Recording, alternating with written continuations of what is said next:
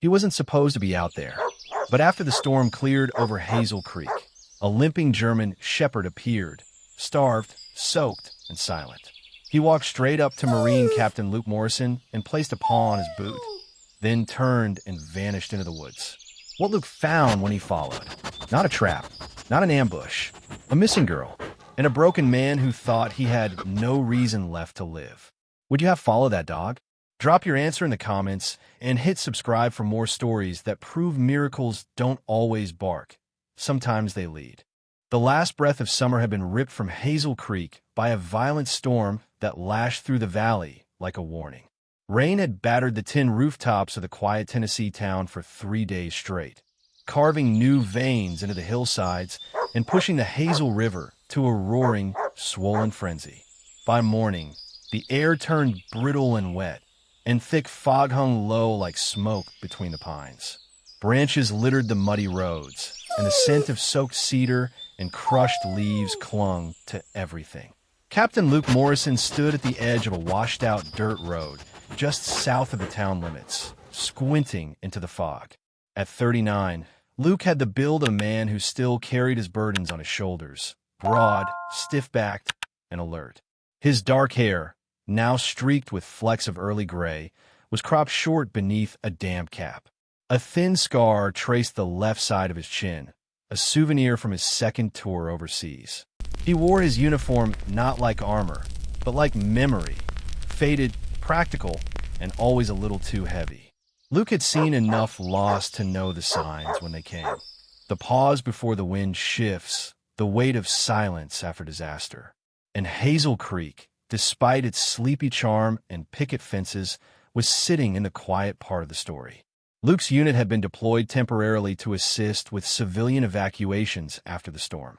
It was supposed to be routine: check in, relocate high-risk homes, secure the riverfront. But now that the skies had calmed, there was an eerie stillness clinging to the woods, the kind that whispered of something left behind. Behind him, Sergeant Emma Caldwell adjusted her pack and surveyed the tree line. Emma was 34, lean and composed, her auburn hair braided tightly under her helmet. She moved like someone who had made a habit of discipline, but her gaze was always searching, always watching. A native of Georgia and a former high school science teacher before joining the Corps, she had a quiet tenacity that came not from command, but from compassion. The others in the unit: Private Daryl Knox, a boyish 21-year-old with a sharp jaw and sharper instincts, and Corporal Ben Ramsey, the unit's medic and a father of two with a dry wit, stood nearby, boots soaked in ankle-deep water and eyes scanning the underbrush. None of them saw him at first. The dog appeared without sound.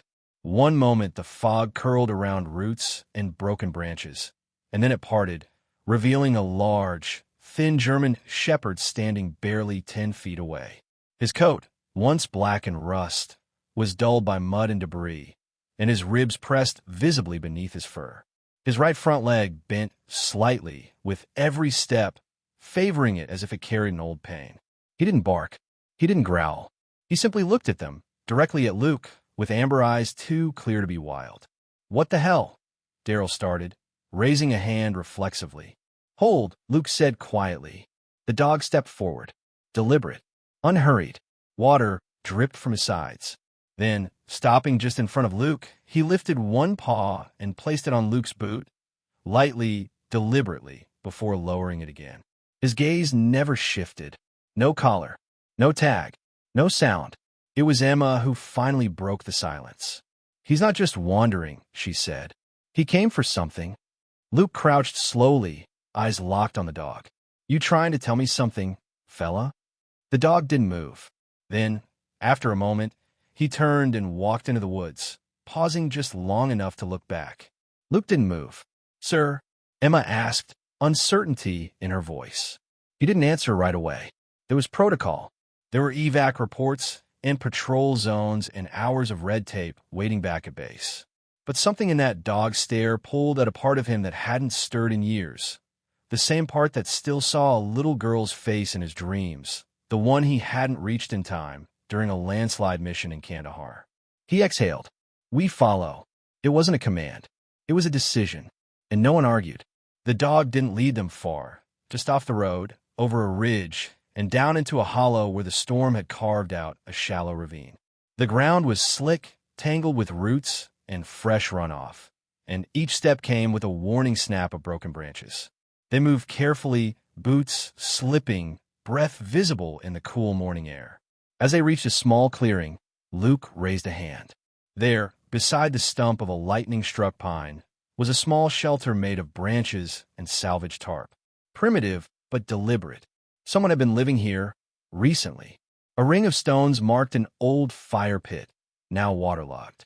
Nearby, a child's blue sneaker lay half buried in mud, its laces undone and heel worn through.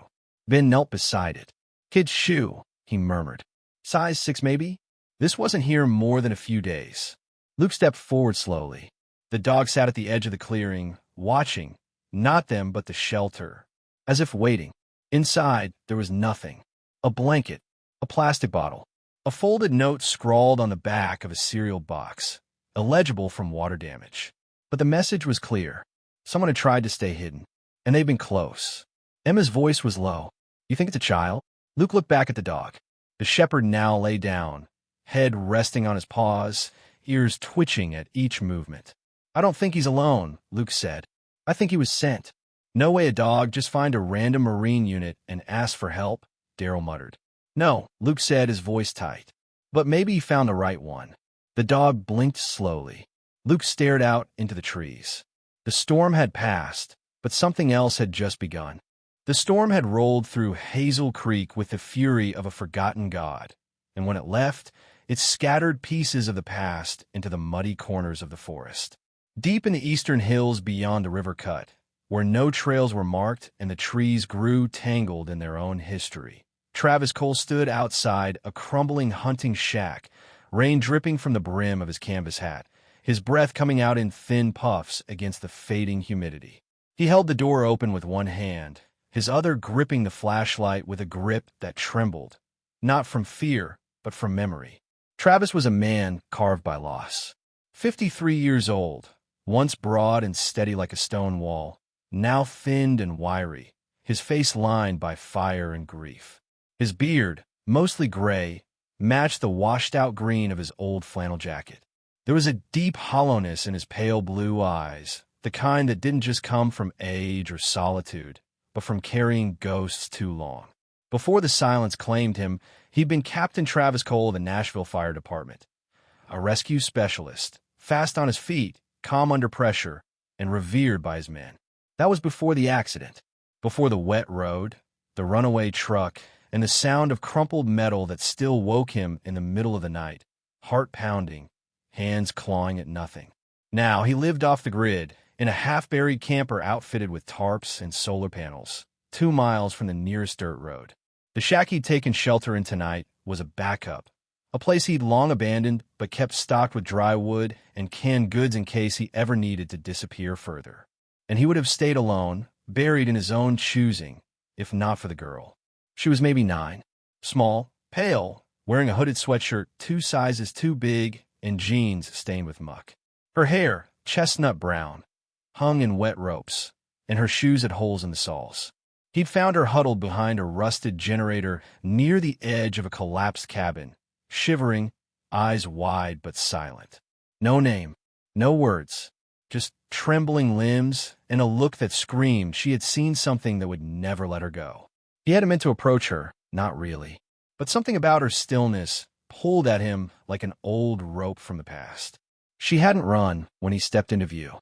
Instead, she looked at him like she was already used to being alone, and for Travis, that was the part that hurt most.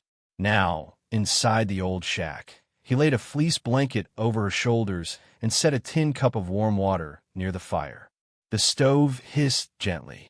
She didn't touch the cup, but her eyes flicked toward it once. Progress. Travis kept his distance, crouched on the other side of the small room, the flicker of the fire catching the edges of an old burn scar along his right wrist. "You got a name?" he asked, voice gravel-thick and low. The girl didn't answer. He tried again. "I'm Travis. I'm not here to hurt you. You're safe for now. You hungry?" She blinked once. Then her fingers curled around the edge of the blanket. That was enough.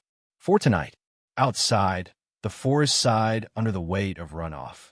Trees groaned as they shed water, and animals slowly returned to the edges of human sound.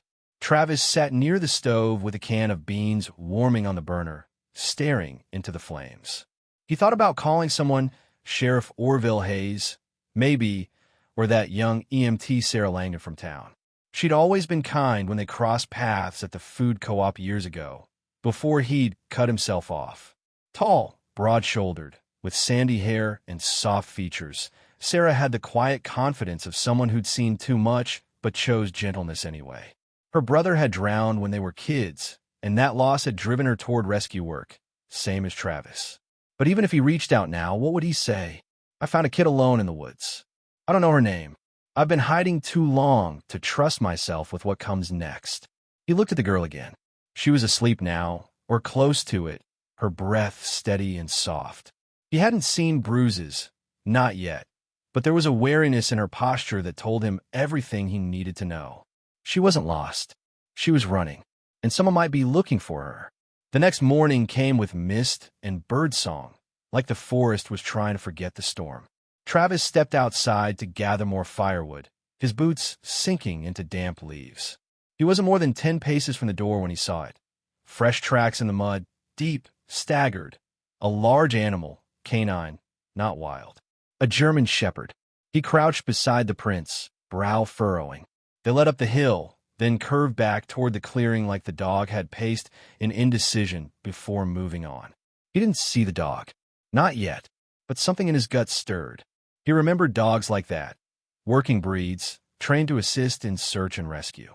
Once, years ago, he'd had one. A partner named Boomer, who'd saved more lives than most men Travis had ever worked beside. Maybe this dog was from town. Maybe he was trailing someone. Or something. He returned to the shack and found the girl awake, staring at the door. You saw him, didn't you? He asked quietly. She nodded once. Her lips moved barely. Beacon, she whispered. Travis froze. What? That's his name. Beacon. It was the first thing she had said.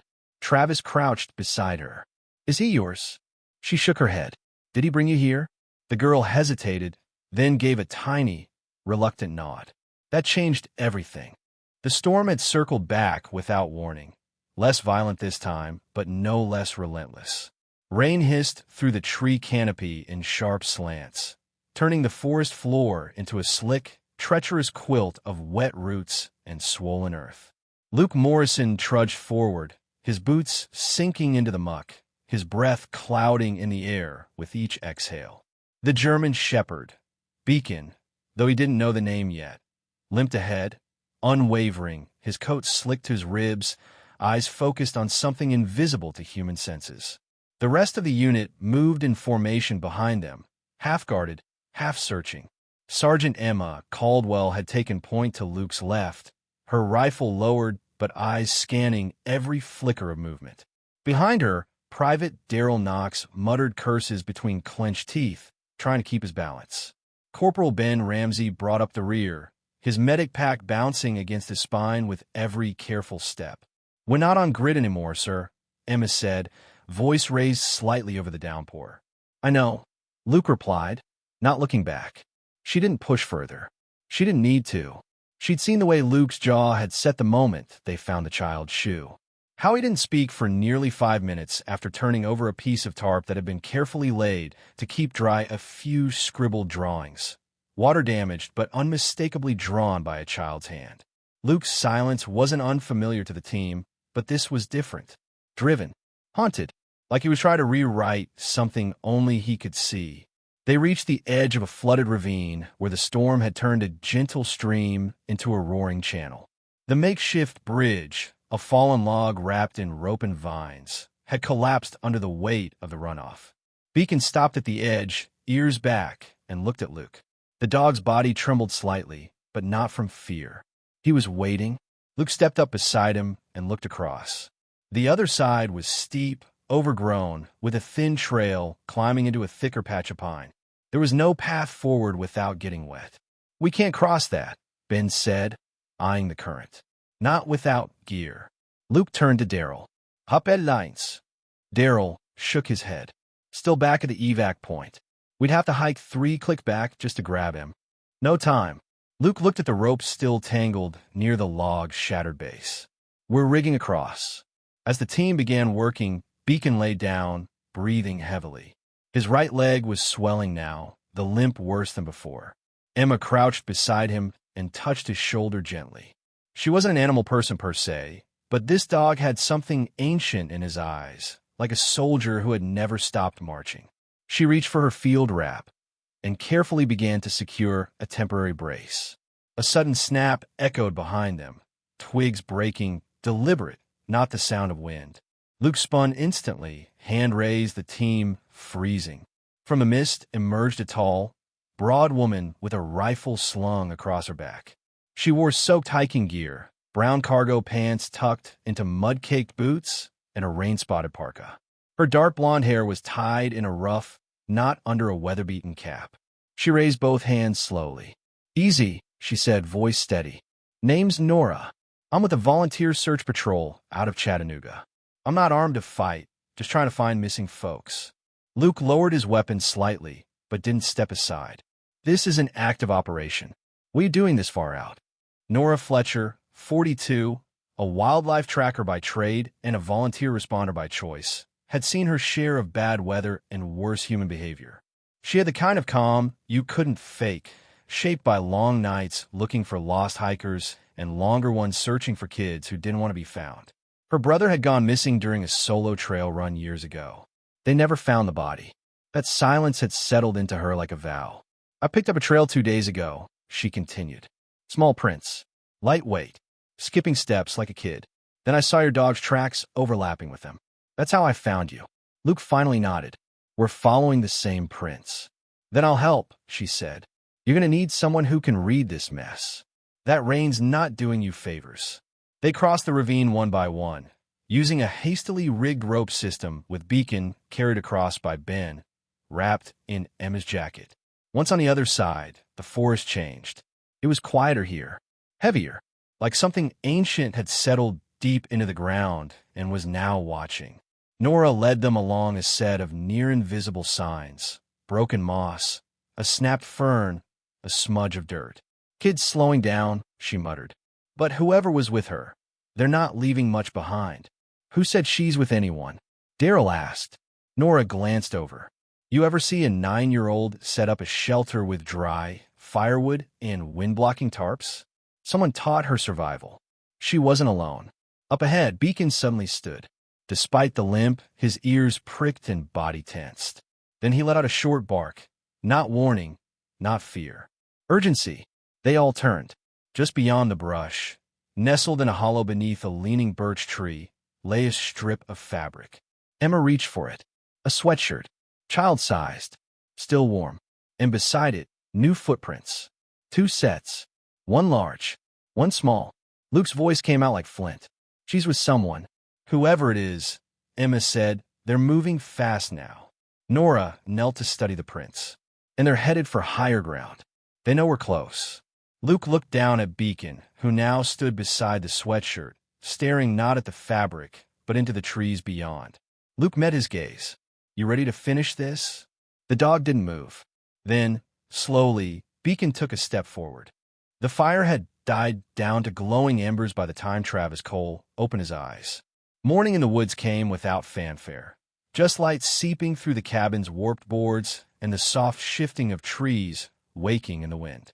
He'd fallen asleep in a corner, one leg stretched out, his hand still resting on the side of a half-empty first aid kit. Across the room, the girl slept fitfully under the blanket, her face flushed, her breathing fast and shallow. Maddie. It had taken 2 days for her to trust him enough to give a name. It came out in a whisper as she clutched a faded stuffed cat Travis had found in the back of a storage bin. Maddie was small for her age, thin wrists, hollow cheeks, eyes too wide and too quiet.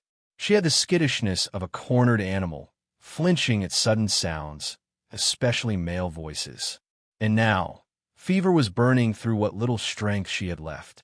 Travis crouched beside her and pressed a calloused palm to her forehead. Still hot. Too hot. She needed help. He stood and paced the tight cabin, dragging a hand through his hair. His heartbeat thudded against the inside of his chest, not from exertion, but dread. Bringing her out of the forest meant exposure, meant explanations, meant facing a world he'd long walked away from. The headlines from the accident still clawed at him. Captain Travis Cole loses family in tragic crash. He hadn't been driving, hadn't been drunk, hadn't done anything wrong, but none of that mattered when the weight of his own guilt never lifted. But this wasn't about him anymore. He turned toward the girl again. Her lips were dry. She stirred under the blanket, muttering something unintelligible. Travis made his decision. Outside, the rain had stopped, but the forest was soaked and cold. He gathered what supplies he could: water, a half-charged radio, a reflective blanket, and gently wrapped Maddie in an oversized raincoat. She barely stirred as he lifted her into his arms, her head falling against his shoulder. He moved quickly, boots silent on the damp earth, weaving through trees on a narrow footpath known only to him. After 20 minutes, the wind picked up. The sky darkened again, threatening more rain. Travis tightened his grip. The weight in his arms wasn't much, but it was everything. He reached a junction where the trees gave way to an old utility road, long, overtaken by moss and silence. Years ago, it had connected to a ranger station, now abandoned, about 4 miles west. He knew there was a better chance of finding someone in the opposite direction. So he turned east, toward the town he'd left behind. They weren't 2 miles in when the dog appeared again. Beacon. The German shepherd stepped out from the edge of a ridge, ears perked, tail still. His coat was damp, his limp slightly more pronounced, but his eyes were alert. Travis stopped. The dog stared at him, then at Maddie, then back again. "You again," Travis muttered. Beacon took a step forward, paused, then trotted a few yards ahead. He turned his head and barked once. Soft but urgent. "You're leading me now?" Travis said under his breath. The dog didn't answer, but he didn't run either. He moved ahead a little more and looked back. Travis hesitated, then adjusted Maddie's position and followed. Beacon's path didn't take them toward Hazel Creek, as Travis had hoped. Instead, it wound downslope, toward a hidden hollow where a cluster of cabins, decades old, some half-collapsed, sat like ghosts of another time. As they entered the clearing, Travis froze. Smoke, a small wisp of it, curling from a metal stovepipe on the side of a cabin, still mostly intact. Travis approached carefully, stepping up to the front and knocking once. No answer. He was about to knock again when the door creaked open. The woman standing in the doorway was tall and angular, with short black hair, streaked with silver. She wore an oversized wool sweater patched at the elbows, jeans tucked into rubber boots, and no trace of makeup. Her eyes, green, sharp, assessing, landed on Maddie first, then on Travis, then finally on Beacon, who sat just beside him, panting quietly. "Name's Sarah Langdon," she said calmly. "I run medical drop-ins out here for the search and rescue team." "You look like hell." Travis blinked, startled. "You know me?" "I did," she said softly, "before you disappeared." Sarah had been an EMT when they both lived in Hazel Creek. Tall, lean, and soft-voiced, she'd once been known for walking into chaos with only a flashlight and her stubborn sense of calm. She had a small birthmark near her collarbone that looked like a comma, and a gentleness that didn't come from naivety, but from a childhood spent raising 2 younger brothers after her parents' deaths. Her compassion was practiced, seasoned by grief. She opened the door wider. "Get her in. Fast." Inside the cabin, the warmth was immediate. An old stove hissed in the corner, and supplies were neatly arranged in bins. Sarah moved quickly, setting a clean blanket on the cot, checking Maddie's temperature, and starting a saline drip. She didn't ask questions. Not yet. Beacon curled up in the corner, his eyes never leaving Maddie. Travis sat against the far wall, watching in silence. "You're lucky you found me," Sarah said finally. Or that someone led you here." She glanced at Beacon. "I don't believe in accidents," she added. "She said his name was Beacon," Travis murmured. Sarah nodded. "Appropriate." Travis looked at her. "She ran from someone. Said she was hurt. I don't know what I'm supposed to do next." "You already did it," Sarah replied. "You brought her out." Outside, the wind returned, bending the pines in slow, creaking waves. Inside, Sarah adjusted the four as Maddie's color slowly began to return. "She's going to be okay," Sarah said gently. Travis let out a breath he hadn't realized he was holding. The sun, obscured for days behind storm clouds and shifting fog, finally broke through with a pale gold light that poured between the pines like a hesitant apology. The forest, rinsed and battered by rain, steamed quietly under its touch, as if waking from a long and feverish sleep. But for Luke Morrison and his team, warmth brought no comfort. Not yet. They'd been tracking the two sets of footprints, adult and child, for nearly an hour beyond the old shelter site, but the trail had grown thin. Pine needles and mud had covered what little remained, and the cold edge of exhaustion was beginning to creep into every step. Nora Fletcher moved ahead of them, crouching now and then to inspect broken moss or a snapped twig, her breath even, focused. She hadn't said much since they'd lost the last clear print. She didn't need to. Her silence carried the weight of growing doubt. Luke followed just behind her, jaw tight, eyes darting from tree to tree. His body moved with military precision, but his thoughts were elsewhere, flickering back to the way Beacon had faltered half a mile ago, the moment his legs buckled beneath him and he collapsed silently into the mud. Ben and Daryl had rushed to his side while Luke had frozen in place, heart pounding. The dog had given everything, every ounce of strength, every breath. And now Luke faced a decision no training manual had ever prepared him for. "Sir," Emma had said gently, laying a hand on his shoulder. "If we stop now, we may not find them." Luke hadn't answered her. He'd simply knelt beside Beacon, rested a hand on the dog's damp coat, and looked into those amber eyes, still burning, still watching. The same eyes that had first led him off the road days ago. The same eyes that had trusted him, wordlessly, completely. He stood then. "We take him." Ben had blinked. "You sure?" Luke's voice didn't waver. "He's part of this team." So they built a makeshift stretcher from rope and two branches. And now Beacon lay wrapped in Emma's rain jacket, cradled between Ben and Daryl as they carefully carried him forward. He barely moved, but his eyes still flicked now and then to the trees, as if he knew something they didn't, as if he was guiding them even now. It was Nora who stopped first, one boot planted firmly in the mud, head tilted. "You hear that?" she asked. The others paused. A low crunch. "Boots. Approaching." Luke raised a hand, signaling for silence. In the clearing ahead, the forest opened onto a narrow ridge, and beyond it, two figures emerging from the tree line. One man, tall, bearded, with gray in his hair and a tiredness that clung to his shoulders like a second coat. And in his arms, wrapped in layers of worn cloth, a child. "Travis." "Maddie." Luke stepped forward instinctively, but Travis froze, his arms tightening around the girl. His eyes, pale and sharp, landed on the soldiers with immediate suspicion. "Back off," he said roughly. Nora raised both hands. "We're not here to hurt anyone." "Funny," Travis snapped. "That's usually what people say before they start asking questions that don't end well." Luke stepped ahead of his team, unarmed, voice low. "You have a sick child with you. We're not here to interrogate. We're here to help." Travis hesitated. Maddie stirred in his arms, a soft cough rattling in her chest. Her skin was pale again, lips dry. Beacon, still on a stretcher, let out a low, faint whine. Maddie's eyes flicked open. "Beacon," she murmured. The tension broke like a brittle branch. She struggled out of Travis's arms and stumbled toward the dog, falling to her knees beside the stretcher.